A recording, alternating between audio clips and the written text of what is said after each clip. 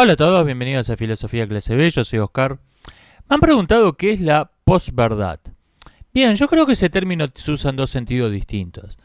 Por un lado, está el sentido original que le dan algunos autores posmodernistas que dicen que la verdad era uno de los grandes relatos de la edad moderna y que vivimos en una era de posverdad, donde la verdad ya no es un valor. En un sentido más específico y menos ideológico, se usa para describir un proceso de 4 etapas, que es propio de esta época. 1. Alguien dice una mentira. 2. Esa mentira genera un fenómeno social, genera productos culturales. 3. La mentira es desenmascarada, la mentira es conocida, la mentira es reconocida, la mentira es desmentida. 4. Esto no afecta en lo más mínimo el fenómeno social, el producto cultural que había generado la mentira. Por ejemplo, en 2016-2017, no recuerdo bien, se hizo en una universidad de Texas, en Estados Unidos, se hizo una marcha de protesta de repudio en contra de un incidente racista que no había existido. Y acá viene lo interesante, para cuando se hizo la manifestación, la marcha, ya se sabía que el incidente, entre comillas, nunca había existido. Y ya se habían revelado las filmaciones, estaban dando vuelta en las redes sociales las filmaciones de la destrucción, del vandalismo fake realizado por lo mismo que denunciaron la agresión racista. Y le dijeron al director de la universidad, bueno, ¿y qué hacemos con la marcha? Vamos a hacerla de todos modos. Y hay entre 500, se ven entre 500 y 1000 personas, unas 700 personas repudiando un incidente racista que sabían perfectamente que no había ocurrido. Y esto tiene una curiosa nota a pie de página. Cuando comenté esto en mi canal, en la sección comunidad, alguien me comentó: nunca está de más hacer una marcha de repudio en contra del racismo. Seguramente vos sos un facho racista que apoya ese tipo de agresiones como la que sufrió ese pobre hombre. O sea, el hecho de que fuera falso no le importó en lo más mínimo a esta persona. Este proceso es lo que algunos autores llaman posverdad. Este proceso de mentira, se genera un fenómeno social, la mentira es desmentida o desenmascarada, digamos, para evitar la rima. Y 4, el fenómeno social sigue en marcha. El hecho de que sea falso no se considera algo importante. La verdad no importa. Esto es la posverdad. ¿Por qué el término no me agrada? Porque hay una palabra en castellano viejo que designa esto y es mentir. Lo que estos autores llaman posverdad tiene un nombre mucho más simple, más claro y que todos sabemos lo que significa. Mentir. La posverdad no existe, existe la mentira. En este momento veo mucha gente entusiasmada con el supuesto abandono de la corrección política en Hollywood, con películas a la vieja usanza. Yo voy a desconfiar bastante de este entusiasmo por varios motivos. Una, es un fenómeno menos importante de lo que parecen creer estos autores. 2, esas películas que muchos consideran libres de bullshit ideológica simplemente tienen una dosis menor o tienen la misma bullshit ideológica que la trilogía Disney de Star Wars, mejor disimulada.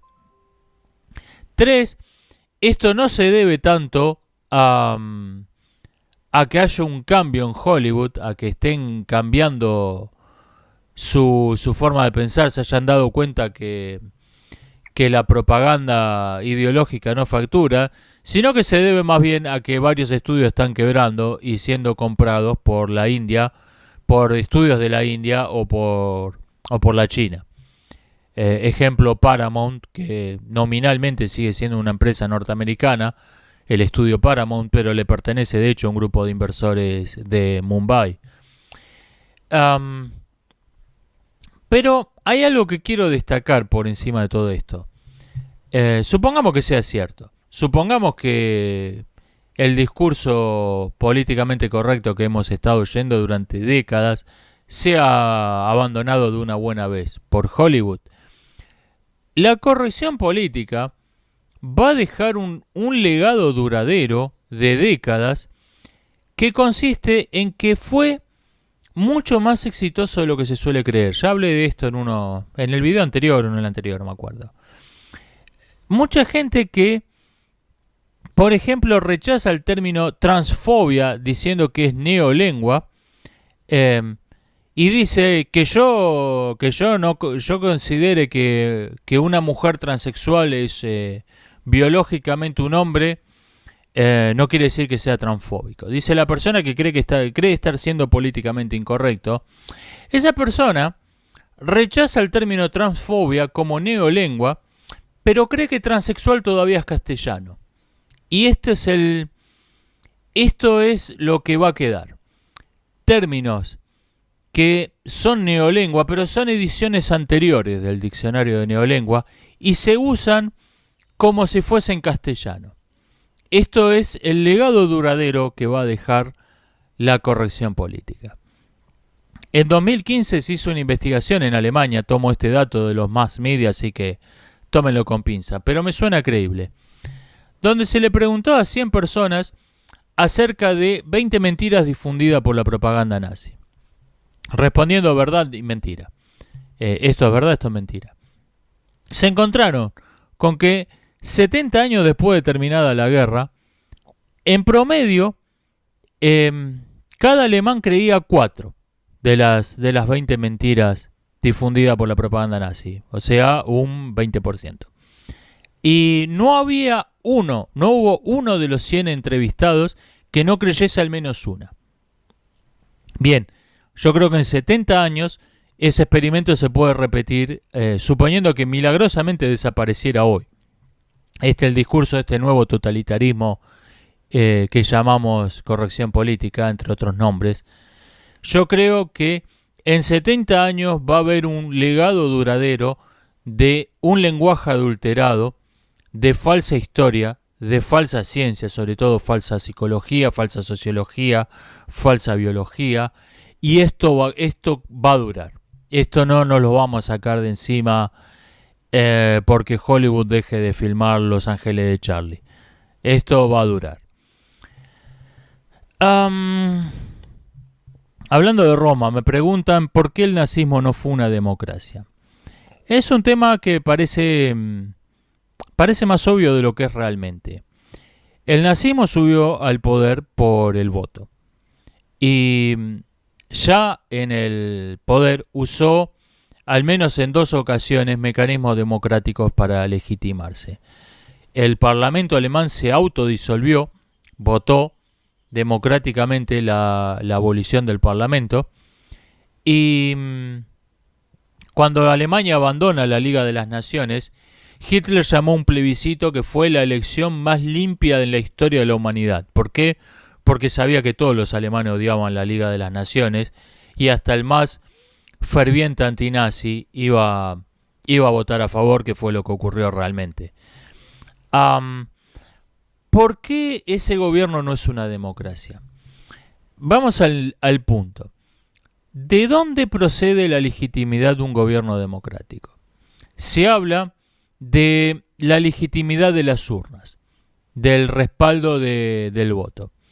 Ahora bien, las urnas en sí mismas no son otra cosa que cajas de cartón, similares a las que se usan para juntar frutas podridas en una verdulería, como bien señala una campaña de propaganda antidemocracia financiada por la corporación Mercado Libre. Si la democracia, el fundamento del gobierno democrático son cajas de cartón, no es un gran fundamento. Ahora bien, la legitimidad de las urnas debe entenderse como una elipsis.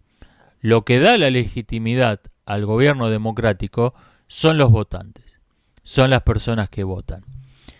¿Y por qué estas personas le dan la legitimidad? Porque el gobierno democrático, el Estado democrático, se funda en el principio de que todo individuo vale en principio, lo mismo que cualquier otro. Este es el principio fundamental de la democracia.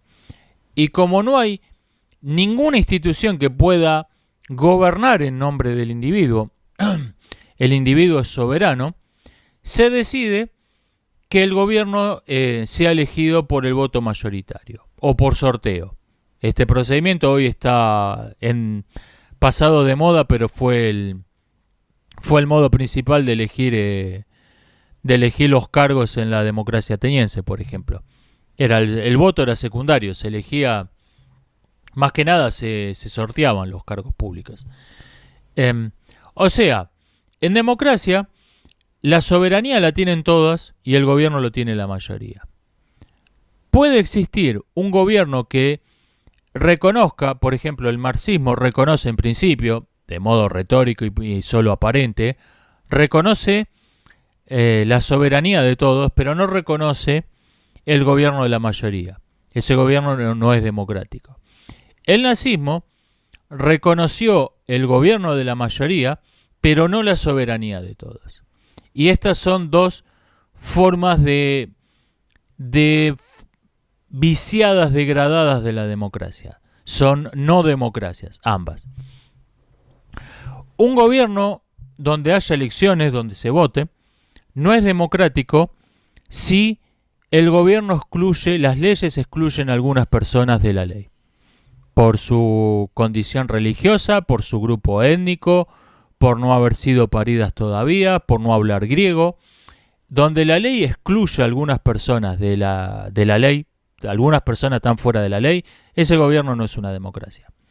Tampoco lo es si hay expropiaciones masivas, llámense con el eufemismo que se llamen, donde el gobierno expropia pequeñas propiedades en gran escala y la convierte en latifundios estatales. Eso no es una democracia. Tercero, el gobierno que no combate los latifundios, los cuales son un cáncer que se generan naturalmente al existir la propiedad privada. Pero el gobierno donde no toma medidas para evitar que se formen los latifundios y eventualmente, en el peor de los casos, para dividirlos, no puede ser considerado democrático. Sobre todo si el gobierno favorece a los latifundios. Un latifundio no es una gran extensión de tierra. Un latifundio es el control de un recurso estratégico importante por una persona o por un grupo de personas. De modo que la vida de miles o millones de personas están condicionadas por esa mega propiedad privada que tiene una corporación, que tiene un individuo. Ejemplos de latifundios modernos: la fábrica Ford, obligada a dividirse en el pasado, y en nuestro día la corporación Google, donde el gobierno por lo menos hace el intento de combatir el latifundio, todavía puede ser considerado democracia. Cuando el gobierno se saca una selfie con el latifundista, eso dejó de ser una democracia. Y por último, donde existen leyes de cupo, o donde existe una oligarquía, es decir, un cupo del 100%, o bien donde hay ideologías y representantes, entre comillas, que a uno le son asignados. Este tipo te representa. Yo no lo voté, no importa, te representa. Pero yo no creo en lo que dice este tipo. No importa, vos pertenecés a este grupo demográfico, así que tenés que suscribir esta ideología.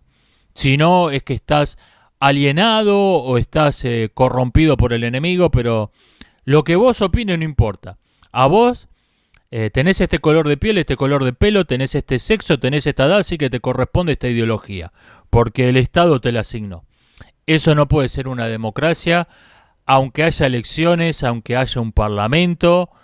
Eso no puede ser una democracia. Esas son las 4 condiciones básicas. La ley tiene que abarcar a todos, la pequeña propiedad tiene que ser respetada, los latifundios tienen que ser combatidos y no tiene que haber cupos ni ideologías asignadas. Un Estado que no cumple estas 4 condiciones básicas no es una democracia. Por lo tanto, el nazismo no fue una democracia, fue una tiranía con elecciones. Nos estamos viendo, hasta la próxima.